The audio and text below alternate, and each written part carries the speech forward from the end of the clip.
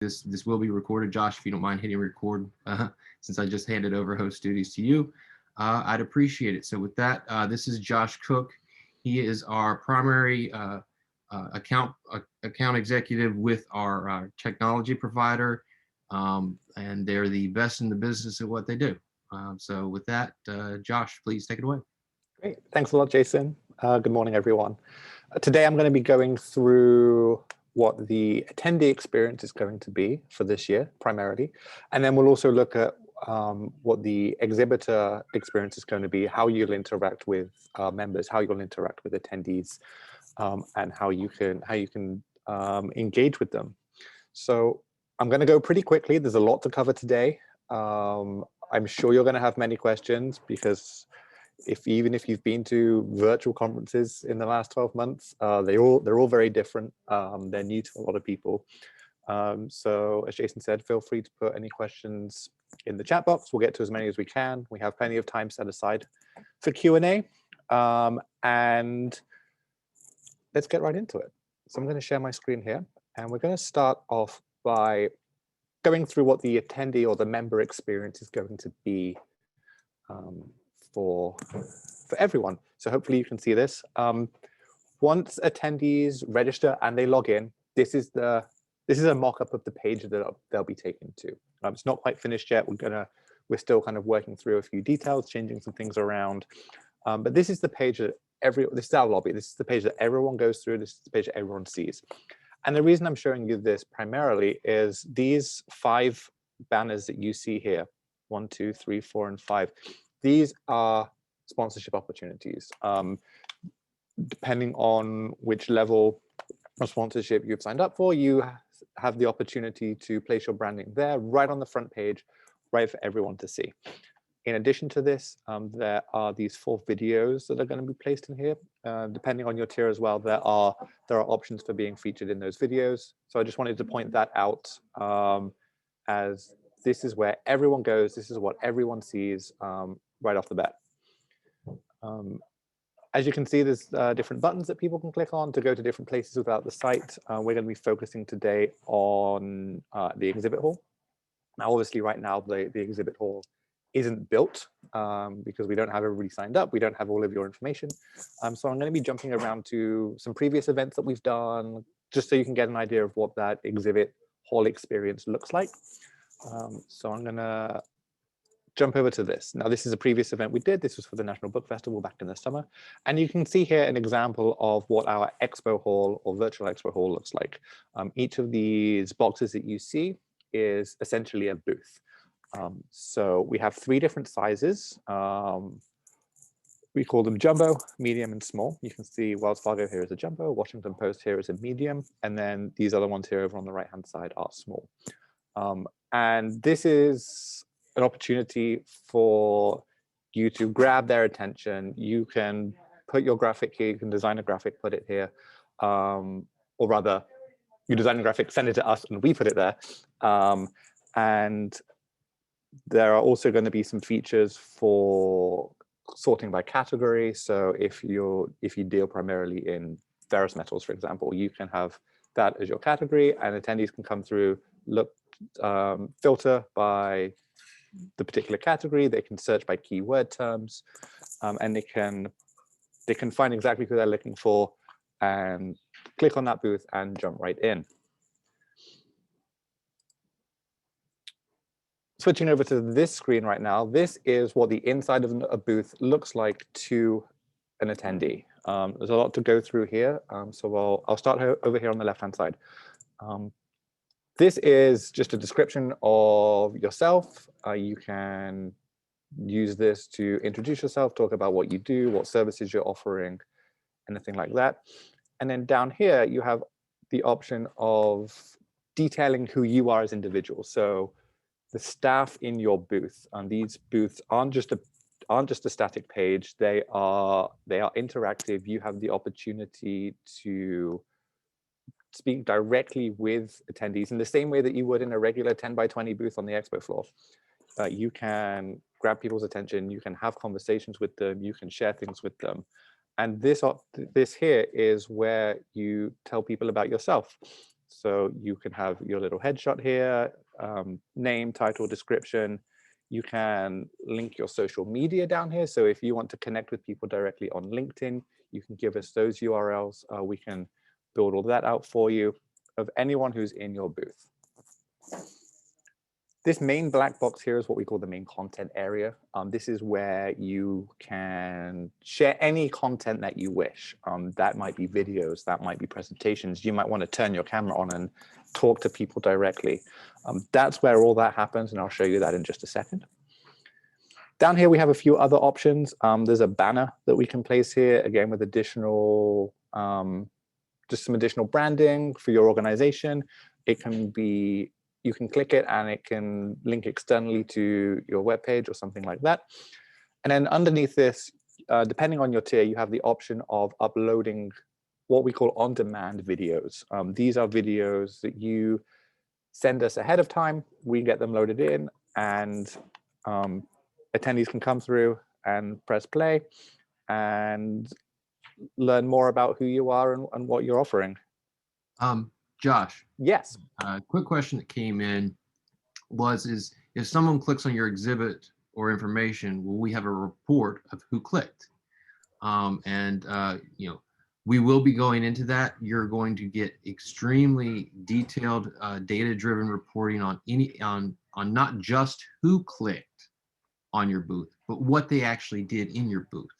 So if you have different handouts in there, if you have different videos or several videos in there, you don't get just a report on who entered, but you actually get to see what they did as well.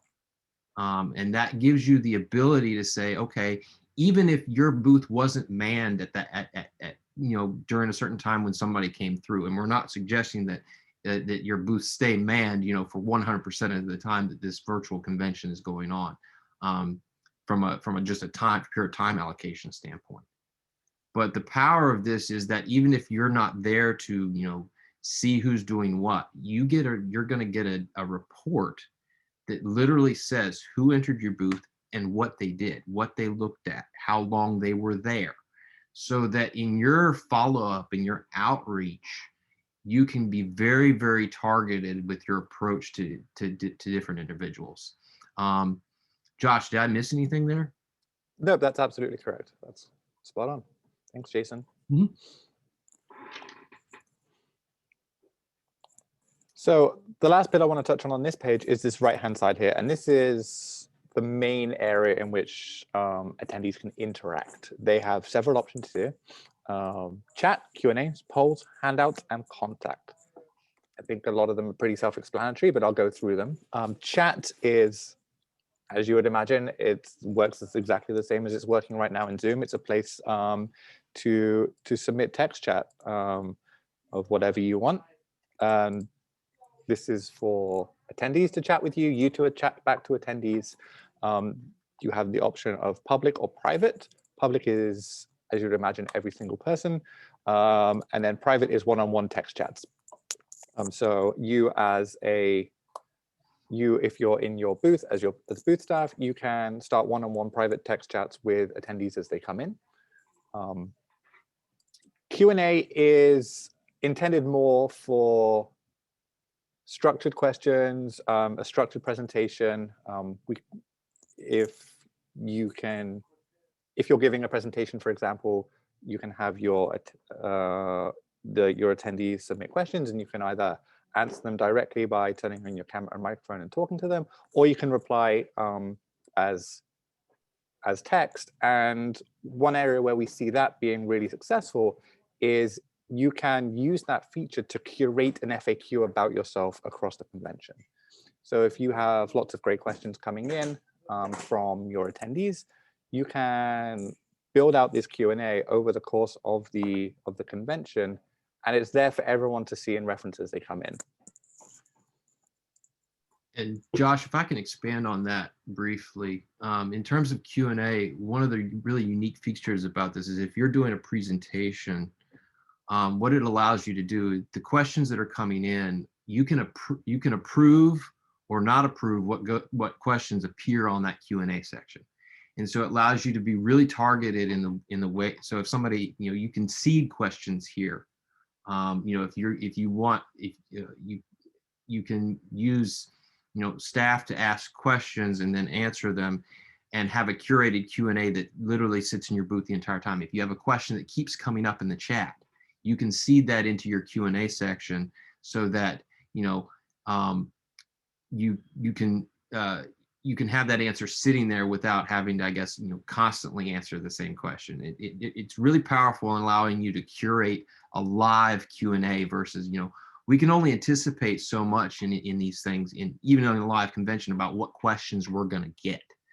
And so what this allows you to do is, if you're getting the same sort of question over and over and over again in your general chat, you can put that into the Q&A section and have that sitting there, so that hopefully, you know, even in times when you might not have a live person being reactive to chat in the booth, you know, a person coming in can easily find that answer. Absolutely. Thanks, Jason. The next tab here is polls, and polls work very similarly to the way they do in Zoom if you're using the poll feature on Zoom webinars, in that you as a presenter can push a poll out to anyone who's in that booth at the time, for them to answer, and you can then collect kind of that information, whatever it is that you want. And also, not just in real time, but also you get that report post-event of who answered what, how. And I'll show you kind of how polls work in just a little bit. Real quick, Josh, got a couple of questions I want to get to real quick before Sure. we get into handouts. It says, if you're not manning the booth and someone wants to chat, then will we get a notification? And also, as a follow-up, is the chat optional, meaning can you turn it on and off, like if you're not there? To answer the first question, if you're not in your booth, there is no notification feature that would alert you of any chats. However, they would still be there when you get back. And then, is the chat optional? Jason, do you want to take that one and talk about tiers? So in terms of the chat being optional, chat function, text chat functionality is live in all booths at all times. Now, the power of this is, and I know, you know, getting a notification would be wonderful. However, at the same time, what this system, because of the data that we're going to be feeding back to you, you're going to know who that person is when they posted that question, and what they were looking at as well as in tandem with asking that question based on the time that they were in your booth. So that allows you to be very, very, very targeted in your follow-up with that person. You're going to have their contact information to be able to email them and say, hey, saw you posted this question. Sorry we weren't there to answer it directly, you know, when you were there. Because in all honesty, because of the virtual nature of this this event, and it being literally open 24/7, and don't let me scare you, this is not meant to mean that you have to man your booth 24/7. Absolutely not. What this does is it allows you to have exposure across the platform 100% of the time, 24/7, so that, you know, if someone wants to peruse the exhibit hall at 3 a.m. in the morning their time, they can do it, and they can see your materials, have access to your materials, and look through things, and you're going to know that they did it, and you're going to know what they looked at, and you're going to have the ability to follow up with them. And so, you know, in real time, in that, you know, you can get back to them the very next day and say, hey, saw you were looking through, you know, our materials here. You looked at this one particular handout. Can I answer any questions for you? So you can, the data that you're going to have associated with the interaction with this platform is more powerful than you'd even have in a live event. And what I mean by that is you're literally going to be able to capture everyone that sees your booth, not just the folks that, you know, in my experience in a live event, even you know, seasoned professionals that have, you know, 10 to 12 booth professionals, working their booth and getting people in. There's times when you're in heavy traffic where you're going to miss folks, where that guy's going to come by and grab a brochure and be like, oh, everybody's busy, and move on. Well, the truth is, you're now going to know who that guy is, what he looked at, and have his contact information to follow up with him. And there's a lot of power in that. To get to a couple of the questions in here, Josh. The sponsorship package page referred to jumbo, medium, and small size booths. Is this only referring to the size block? Okay, so the jumbo, medium, and small size booths, that does refer to the size of the block that you see there, yes. However, within the scope of the way that we've packaged things, each of those booth types do have different capabilities. And what I mean by that is some of the features that Josh is going through, whether it be Q&A, polls, live, he hasn't gotten to this yet, but live video chatting, there is some scaling up and down in functionality of the booth within those packages, and all of those things are very, very, very detailed for you on that sponsorship on that sponsorship package page. There's a link to it at the very top of the chat, and it literally takes you through exactly what you get with what type of functionality you get with each package of booth. I'm going to get a couple of these on the. It says Q&A is moderated by booth staff and presenters. Is there a difference between booth staff and presenter? Actually, there is. Now, I always recommend that booth staff all booth staff put themselves in as presenters, because that means that you actually show up on the booth in that profile area where Josh pointed at earlier. And Josh, correct me if I'm wrong, but you can be put in there as booth staff as well, but you won't show up there, correct? Correct, yes.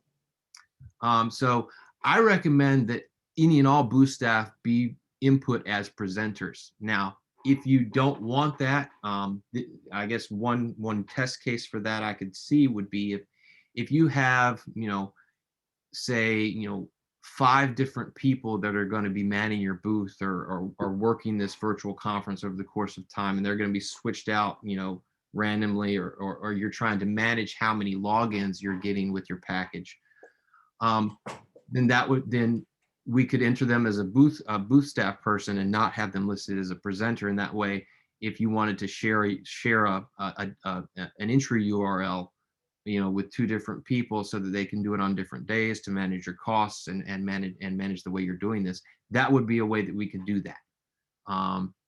Now, however, in doing that, you kind of take away the power of being, front and center in that presenter area and having, okay, I want, and knowing who you're talking to each time, which there's power in that. And there's a little bit more comfort in knowing that I'm talking to Jason, not just, booth person 1.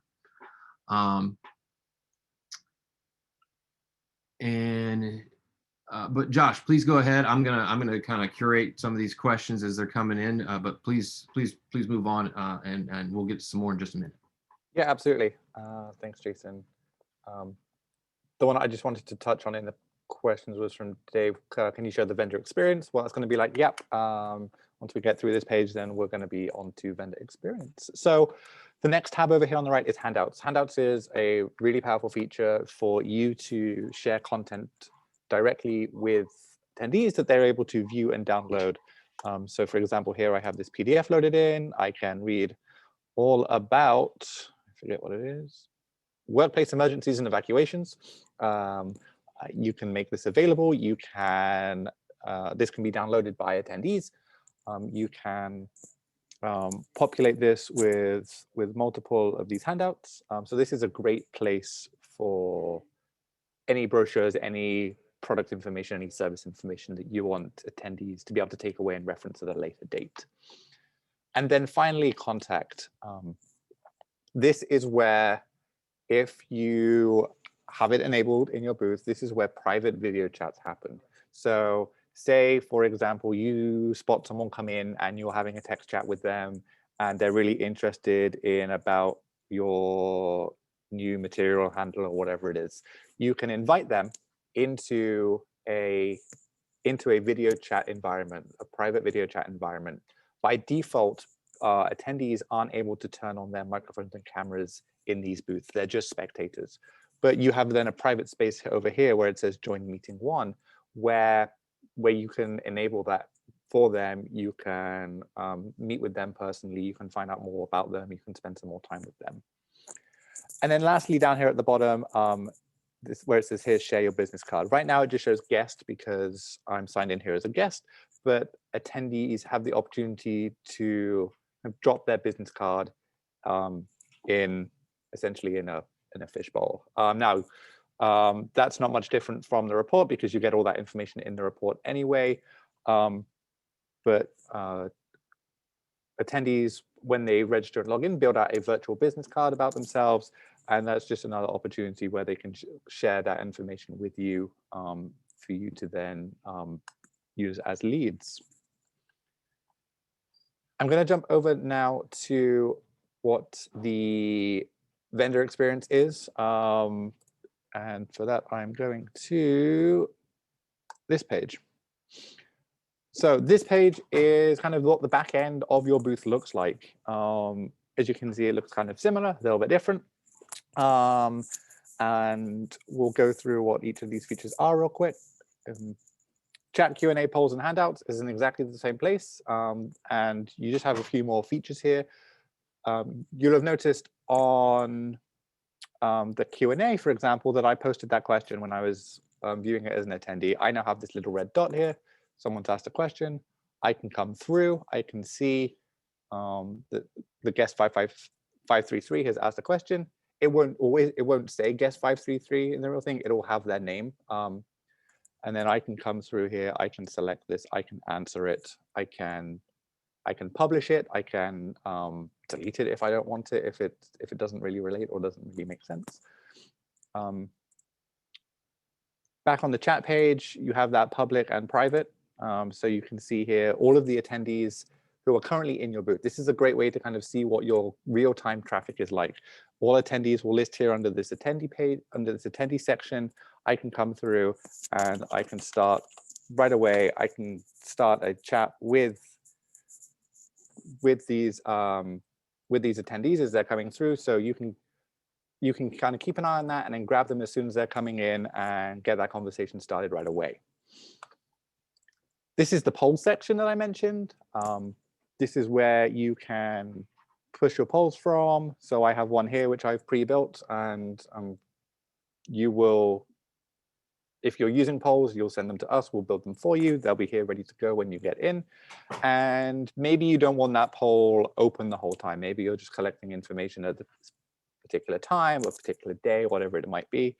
You can choose when those polls run. And that's as simple as hitting start polling. If I jump back over to the attendee experience here, it might just take a second, but that poll will then come through. And I am in the right place. Yep, there we go. So that poll now popped up, and I can select my answer. Maybe it's plastic, and submit. And then as soon as they've answered, they can see kind of what the breakdown of those results are. As a vendor, you can also see the breakdown of that poll. And then post-event, you'll get a report of exactly who answered what question how. Josh, I want to get to a couple quick questions. Yep. I had a question about kind of a shorter version of this that we can share with booth staff, as they're getting ready to actually engage and do these sorts of things. To answer that, we're actually going to have an exhibitor onboarding event similar to this on April 9th. That is literally for booth staff to come in and get trained on, this is what this button does. You want to do this. This is what it does. And Josh and his team will be going through in much more detail and answering questions, about this back end and how to operate within the platform. So please know that, we don't expect, your booth personnel to just come in here and start knowing how to do things. We are going to have training associated with that. And of course, myself, Josh, and the whole team are going to be available and with you the entire time to answer questions. We're going to have technical assistance within the ISRI booth itself, so that if there are questions, concerns that happen, that come up, during the actual convention, that's the place where you can go, and we will be happy to assist you in any way that we can and walk you through this process. Also know that I had a question about the chat being forwarded to a cell phone. I don't believe we can actually forward the chat. However, this site is mobilely optimized. So, you can function in this environment from a mobile phone and be able to be responsive from that standpoint. And Josh, please correct me if I'm wrong about any of that. Oh, that's correct. Also know that the last question was about booth size and the way that it's going to present itself. So booth size, whether it's a jumbo, a medium, or small, gold, and within the scope of the way that we have things set up from a sponsorship and exhibit standpoint, gold and platinum sponsors do have priority in the presentation of the way that scrolls. However, beyond that, it is alphabetical order. And know that what you saw, what Josh originally showed you in the presentation of that, what this doesn't have on it is we have a search function. So, and when you sign up for a booth, we have a list of 48 tags, if you will, or subjects or categories that you can associate yourself with. And what that allows you to do is, if someone is looking for, okay, something, a material handler that's for ferrous, they can literally click those two tags, and what you're looking at right now will rearrange itself based off of who has categorized themselves with those two things. There's also a keyword search functionality, so that even if, one of those 48 tags doesn't really get down to, okay, that's not what we really are, is this, one of those 48 tags doesn't catch it, they can keyword search it, and as long as that keyword is somewhere in your description, it'll find you. And this screen that you're seeing right here will rearrange itself based off of who has that keyword associated somewhere in their description. So, I mean, and the reason we did this is because in a virtual exhibit hall, what we found is that attendees, there may be some that come in and browse and scroll. However, most folks look at this as very much a searchable database or searchable marketplace where I can come in and look directly for what it is that I need. So that those keywords and those tags were very important for us to be able to give the attendees the tools they needed to get in and find what they want. And also, you as the sponsors and exhibitors, the ability to associate yourself with the tags of the categories and the keywords that make sense for your organization, so that alignment can happen quickly. So, and I hope that answers that question. And in terms of, if attendees get pinged or notified when a question that they wrote in the chat is responded to, no, they don't. But the recommendation we have, if someone writes a question in the chat that you weren't there to answer directly, reach out to that person directly through the platform, because you're going to know who wrote it. They're listed as an attendee, within the platform. There's a directory. You can find them. You can search them out. You can message them directly and say, hey, saw you posted this question. Sorry, I wasn't there to take care of it. This is the answer to it. Let me know if I can help you with anything else. So a couple more. Go ahead, Josh. I'm gonna curate some more questions, but go ahead and move through. And Jason, this tag list is available. We can choose the tags already. On the form that you fill out to register for this event, there's a list of tags where you can associate yourself with a certain number of them. And you can do that on the form. Oh, okay, that's in the form. Okay, thank you. Great, thanks, Jason. just to close out this last section on the right-hand side is handouts again. And as you can imagine, it looks very similar to the handouts on the attendee side. You can view this beautiful presentation here about planning for emergencies. And if there's a few more options available for you here as well. So if, for example, you are delivering part of a presentation and you don't want necessarily all your handouts available all at once, you can choose to unshare these handouts, which if I jump back over here in just a second, it just takes a second to carry over. It will hide it from the attendee experience. And then you can choose to then share that at a specific time just by clicking that share button once again. So again, the right-hand side looks very similar to the attendee experience. You just have a few more buttons to play with to how you can manage that content, how you can manage that interaction. Up at the top here is all of the ways that you deliver content through that main content area. So that's this section right here. Up here, you can turn on your camera and microphone, just like you can turn it on in Zoom, right? And so you can then go and have your camera on. You can be delivering a presentation. You can be talking to people as soon as they come in. You can be using that space for whatever you like. You can share your screen. If you have a demo on the screen that you're looking to share, or on your computer that you're looking to share, anything like that. One unique feature about this platform is that if you're trying to deliver a presentation, you don't have to open PowerPoint on your computer and share your slides and do all of that. We can upload slides directly into the platform. If you send us slides ahead of time, we'll get them preloaded all for you. And the reason that that is super useful is if you have multiple people in your booth trying to give presentations throughout the week, you don't all have to make sure you have the same version on your computer that you then are referencing. You can click here, you can open this presentation. It takes just a second, and it's about forklift training. So I can then talk through what my products are, what my services are. You can see that I have my camera open at the same time. And another way that this is useful to have these presentations kind of preloaded in is we've all experienced, especially if you've been anywhere down south in the last few days, power outages, internet outages.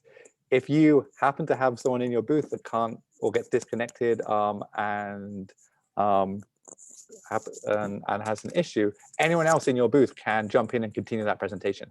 You don't need to rely on that screen share necessarily. So having all this content preloaded just makes things a lot easier for you. It's there, it's ready to go. Anyone who's in as booth staff or presenters can drive this content. Quick question for you, Josh. Yeah. It says, are there any size limitations for the handouts? I'm assuming that means file size.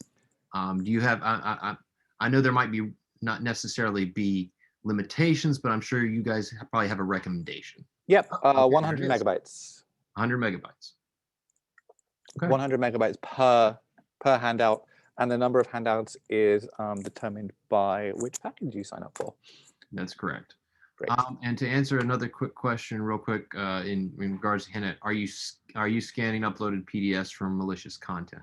Now, as the service providers, of course, if we're alerted to malicious content in a booth's handouts or any other content, we will be reactive to that and address the situation. However, are we actively scanning those things as they are coming in? The answer to that is no. However, all exhibitors and sponsors are privy to the ISRI code of conduct associated with this, and in such, as if there are any violations, to that, those will be reactive and address each situation on an individual basis. And it says, after the show, will exhibitors and attendees be able to view the information and search? Yes. So the exhibit hall itself is going to be open, once the convention commences on the 20th, and we roll through the 29th. The exhibit hall itself is going to be open for browsing and search for 30 days. So even post convention, you have the opportunity to utilize a platform to engage with the attendees well beyond the scope of that 2-week period where we're actually going to have active sessions running. And let's see if there's anything else.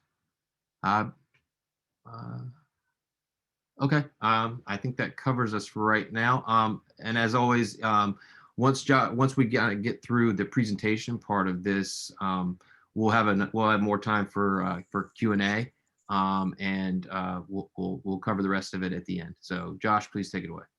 Great, thanks, Jason. And then up here at the top as well, other than sharing screens and sharing slides, you have the opportunity to share videos. We can preload all your videos into here. File size limit here is 4 GB, and you can just come in here, press play. You can turn off your camera if you want to while you're playing a video, and this video will play out for your attendees. And that's very loud in my ears, so I'm going to stop it. So that is a very brief overview of the kind of vendor experience, the booth staff experience. As Jason mentioned, there will be a much more in-depth onboarding and training into how this functions, how you will get in, how you interact with it, so that we can make sure that you aren't left high and dry during this, so that you have a great experience, so that you can really engage with as many people as you possibly can. One thing I did want to share real quick is some examples of previous booth designs. Once you get signed up, we have a form which tells you all of the different assets we need from you, in terms of logos, in terms of background, in terms of all the kind of imagery, all of the file sizes, everything like that. So if I jump back over to this National Book Festival page, we have a few examples here of great booth design. So you can see here that they've created this image here of this what looks like a library. Over here on this handout section, they have links out to enter competitions and to their social media. They have this great video here. This banner they have links externally to, I think it's a sign up for their mailing list, it looks like. So this is a great design here that we really like, just to give you an idea of kind of some of the things you can choose to do. This is another one. This was by Scholastic. They had a great handout section here. This was aimed at kids, but they've got activities here for kids. This looks like some coloring activities and some mazes and things like that. Plus, they have all of their videos here down the bottom that you can click through and watch. So again, another great layout of this booth, with this fantastic background image here. This is a more simple one, the Institute of Museum and Library Sciences. They just went for a plainer background, but again, very simple layout. External links in this banner here, some video options, some great handout opportunities. This is about, I believe, student programs. And then this is one of my favorites. This is by the Washington Post. Again, a great use of design, a great use of their branding. You know exactly where you are as soon as you click on this link. It's very clearly the Washington Post. They have their presenter profiles listed out with everyone, and their links out to their social media. Again, more great handouts available here. So those are just very quickly some good examples to get you inspired about the different possibilities of how you can brand your booth to make it say who you are. All right, I got a couple questions that came in. Yes, we have the question about marketing material available so that you can promote yourselves and the event on your own brand channels. Yes, we have marketing materials available, and I'll make sure those get sent out to any and all that are currently signed up. Is our past booth size reflective with the footprint a company will have? So in a virtual environment, we really only have those three booth sizes, if you will, the jumbo, the medium, and the small. And really, that is your presence there is completely determined along with the package that you select for this year. So it's the exhibit hall. It's really a different ball game associated when you're talking about space allocations from a live event. So we recognize that there are different sizes here. However, that search functionality and the tagging capabilities, I cannot emphasize enough how powerful that is going to be, just because of the way attendees function in a virtual environment. There may be some that go into the exhibit hall and do some browsing and scrolling. Yes, that is going to happen. However, the vast majority of people, just like they do a Google search, just like they go to the internet to look something up, they're going to see the exhibit hall in very much the same light. So that search functionality is going to be pivotal. If you have keywords, make sure those get into your descriptions, and make sure that you take a hard look at the tagging and category lists, and make sure you're associating your organization with the right categories that you want to show up in. I can't emphasize that enough. There is power in having a bigger presence in the scroll, yes. However, it is not truncated by the power of that search functionality. And that just goes to online behavior that we've seen over time. Is the booth design limited based on your booth size? Yes, there are some design capabilities that are and are not available based on your level. If you're in a jumbo booth, you're going to have the full gambit. There are some small things that may not be available in level 2 and level 1. Is it possible to use a custom background image? Yes, absolutely. And all sizes, once you sign up for a booth, you will receive an intake form. That intake form will be a laundry list of all the assets that you need to gather for your booth to be built. And it includes all the specs and sizes of whether it's a background image, a banner, whatever it might be, all of the assets that myself and our technology partner need to build your booth for you. That's another important point. You are not responsible for building your booth. We're going to give you an intake form that basically asks you for all the assets, all your videos, your handouts.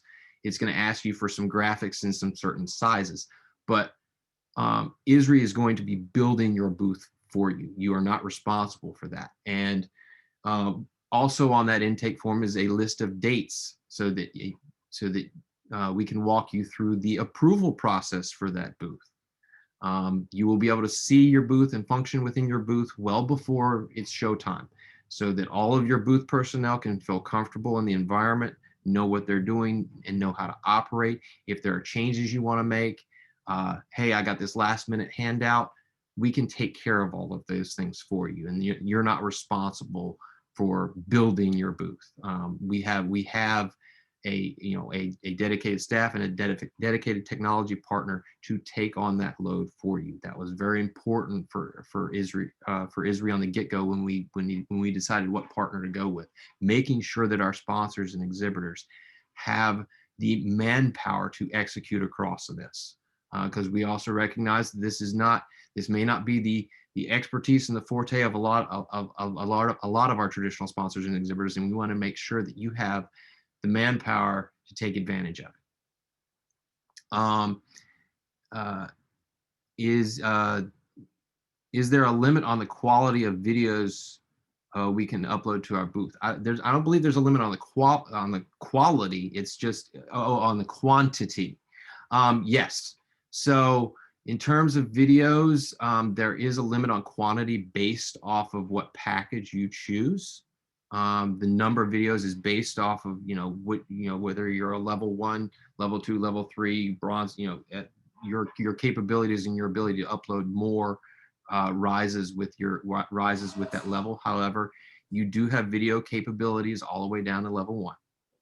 Jason, that was confusing for me because there is a term you are using, on-demand videos, and there are the videos. Okay, there are two terms I'm seeing in the form. I'm reading it right now. Yep. And there it's clear for me that for the jumbo size three videos, but there is a term on-demand videos. There is a limit for the on-demand videos. That's my question actually.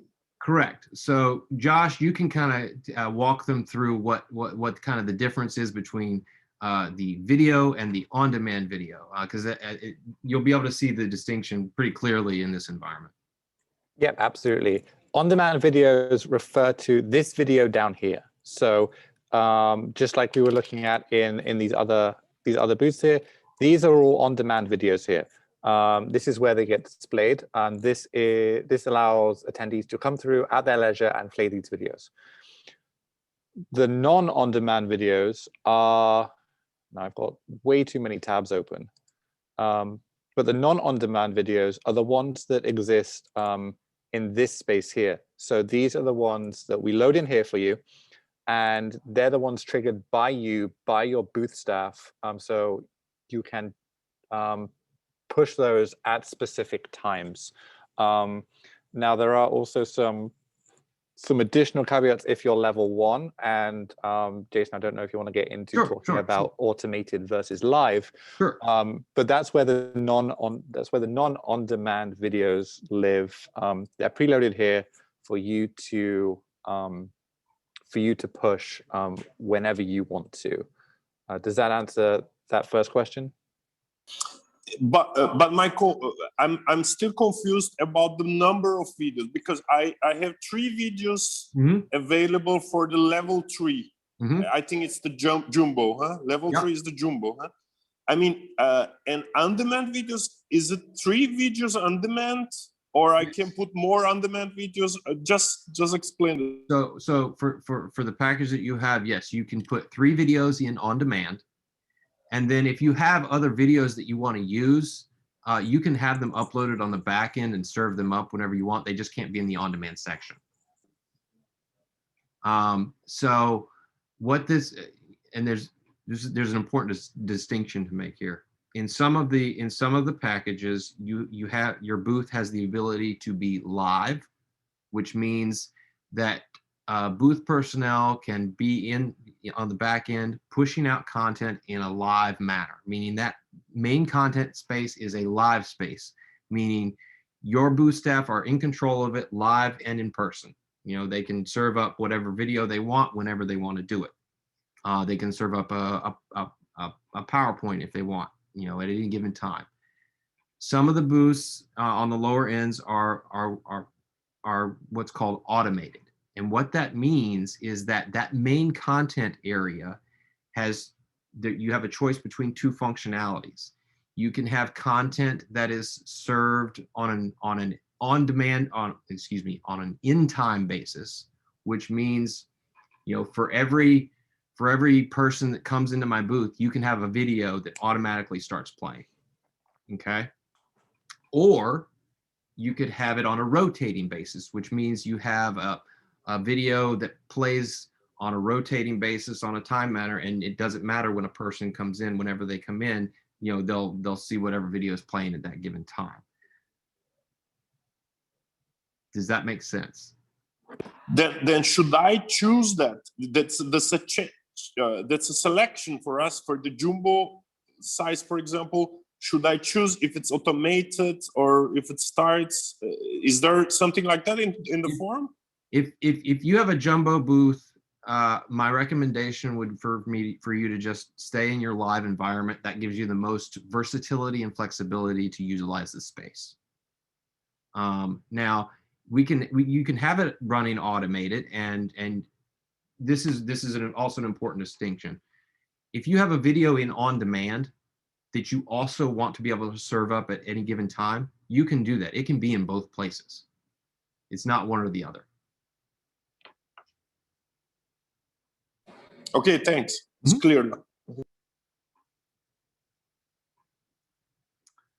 All right, Josh, can you take your screen share off for me? Absolutely. All right. All right, everybody.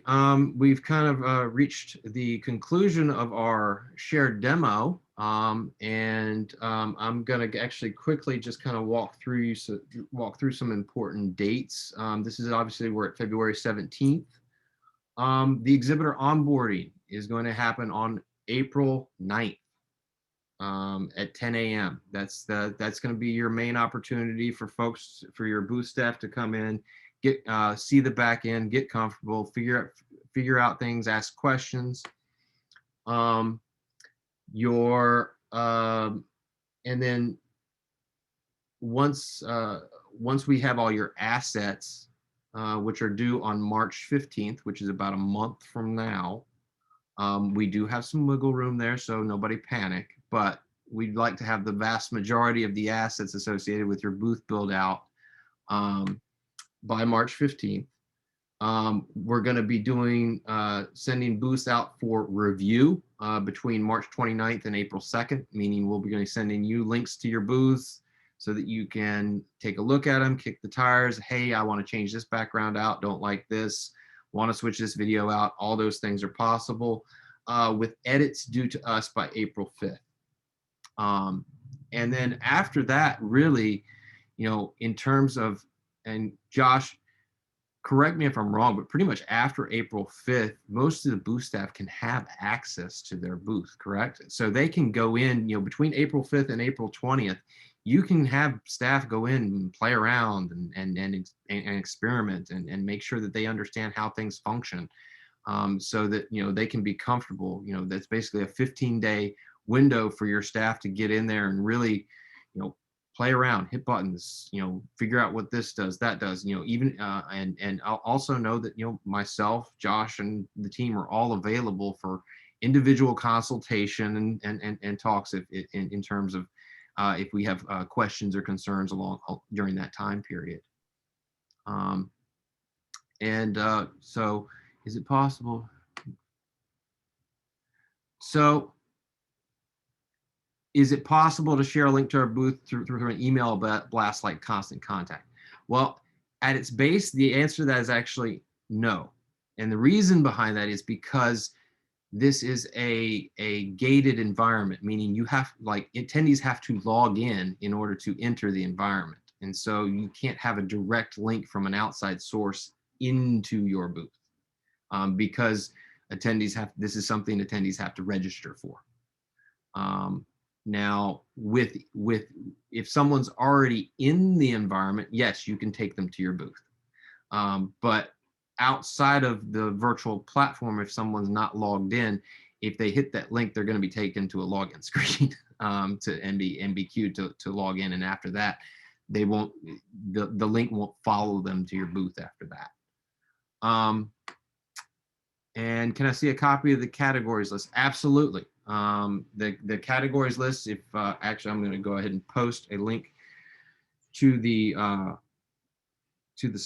sponsorship materials right now. If you go to that, oh, excuse me, sorry, make sure it's public.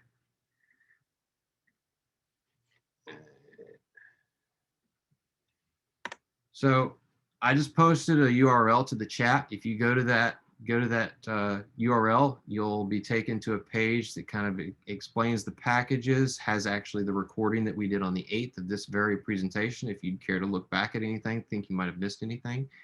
And also on there, if you hit that Reserve My Package Now button, you'll be taken to a form, a sign-up form for this event that lists all the categories, and you literally pick them along with your registration for this event.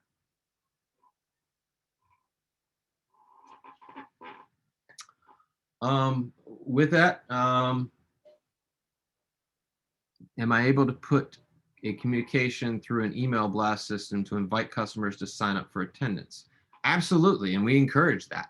We'll be giving you, any and all assets that you desire to help you, co-promote this event and promote your presence along with the event itself. So we have some social media assets that are easier for you to drop your logo into. If you need something specific, we're happy to work with you and get those things taken care of.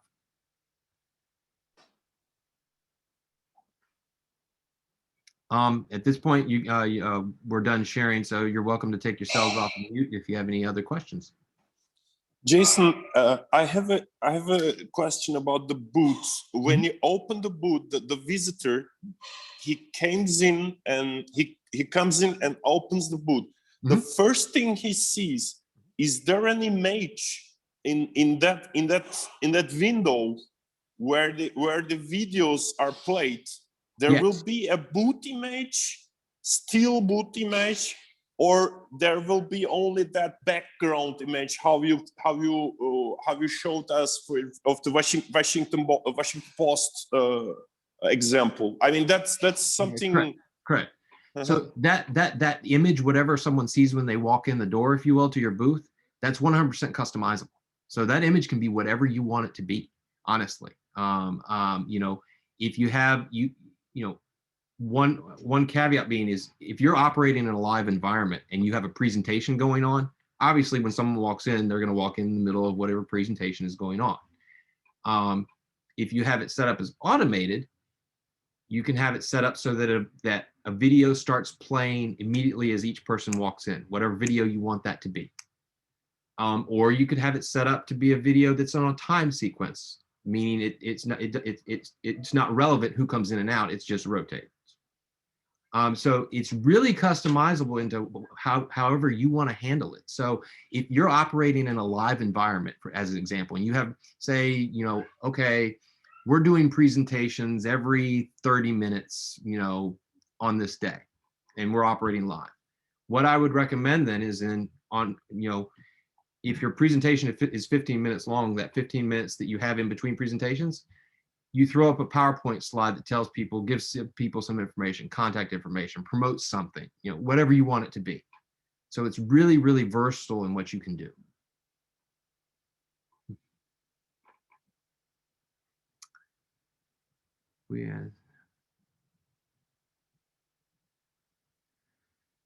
So question about if we add staff, not presenters, to the booth, is that done through the intake form? Yes. Yes, it is. There's within the intake form, just make sure that you earmark those folks that are not presenters for us. Just make sure it's noted, and we can take care of that for you.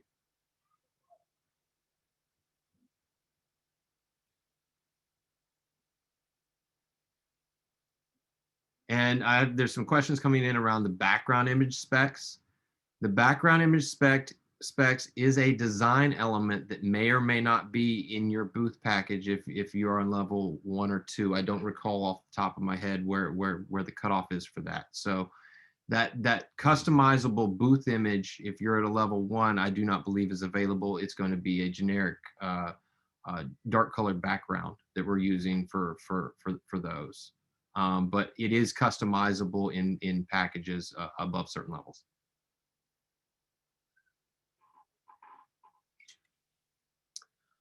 Any other questions? All right. Well. Oh, Jason, one more question. I just remembered in the cloud application. I'm just putting things on that cloud application, and I made some errors, and I cannot delete them. It's not allowed to delete. The errors stay forever. Or that is correct. And the reason behind that is we just as easily as something can be put up there, something can just as easily be deleted, and we'd rather have it than not, if that makes sense. So when we're creating your booth, there's going to be a dialogue that happens. There's going to be a dialogue that says, hey, we're seeing this in your folder. It's a little confusing. Can you tell me which one you want us to use? So don't be too concerned about if you have too much material in there. We'd rather have too much than too little, frankly. But that guard is put up there for exhibitors because if we allow you to edit, we don't want a folder to accidentally get deleted because of an errant button push, that sort of thing. So you have upload capabilities, and it'll be a dialogue that happens when we're doing your build out to say, hey, we're seeing, we know you have 3 on-demand videos, but we see 8 in here. Which 3 do you want us to use? That sort of thing. So don't be too concerned about making errors. But that is an important point, and thank you for bringing that up. Each of you is going to get a customized intake form that has a URL in it that leads you to a SharePoint folder that you can literally just drag and drop all your assets, whether it's an image, a video, whatever it might be. And each of those SharePoint folders literally is delineated out by folder. It's pretty clear where you need to drop what. And like I said, if we have questions along the way during booth build out, there'll be a dialogue and we'll ask questions about, hey, this is what we initially did. And also there's an editing period too. So you're going to get to kick the tires, see it, and tell us if we made mistakes. Okay, thanks, Jess. Well, if there's no other questions, I'd like to thank everybody for their time. As always, myself and Janisha Russell are available for individual consultations and questions. And along the way, please let us know if you need anything else. And we hope to see you all at ISRI 2021.